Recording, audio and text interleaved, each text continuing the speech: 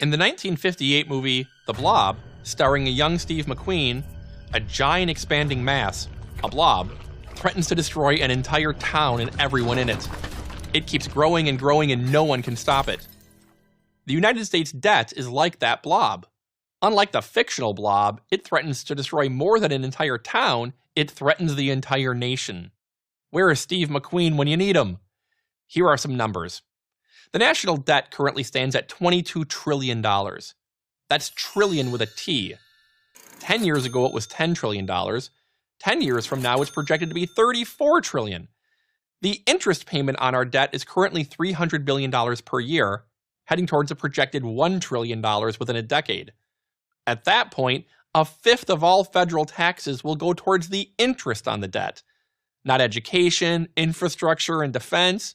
You know, the stuff government is supposed to do. And that's with historically low interest rates. Imagine if those rates normalized.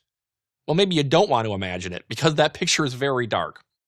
In a better world, voters would be marching on Washington demanding that our politicians dig us out of this hole before we're buried in it.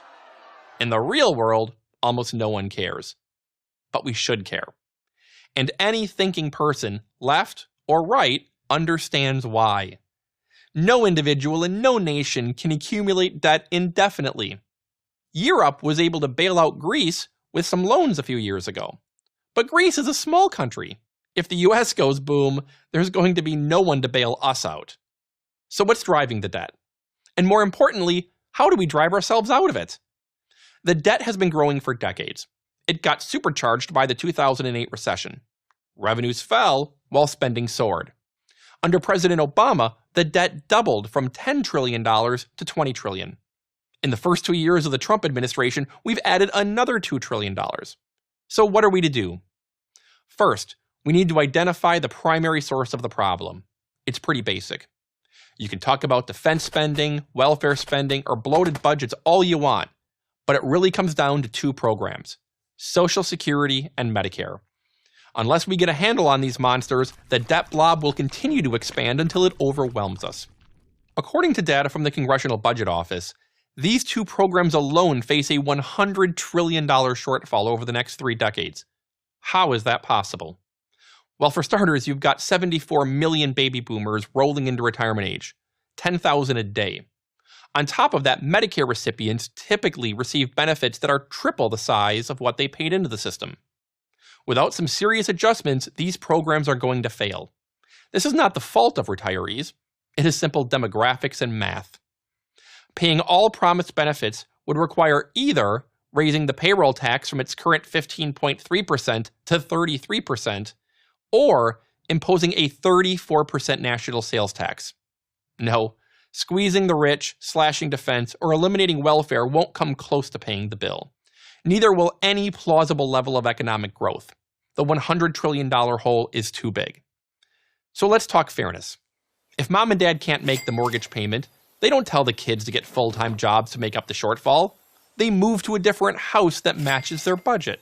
Likewise, when America promises senior citizens benefits far exceeding what they paid into the system, we should not tell young working families that their taxes must be doubled or tripled. We should instead pare back those benefits to an affordable level. That's only fair and sensible, right?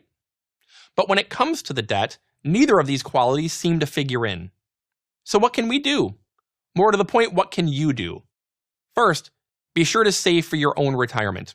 Do not overly depend on a government that has promised more than it can possibly pay out to take care of you.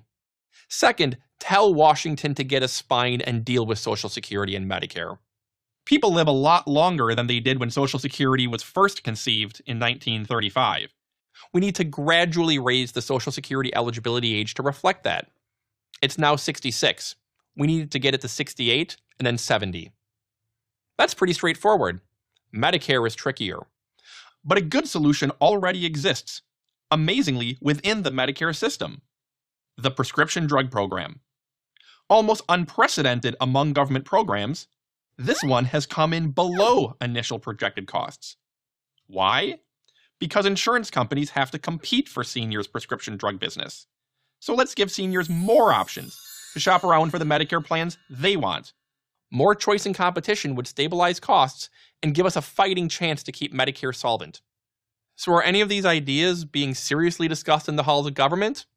We all know the answer to that question. Here comes the blob. I'm Brian Riedel, Senior Fellow at the Manhattan Institute for Prager University. Thank you for watching this video.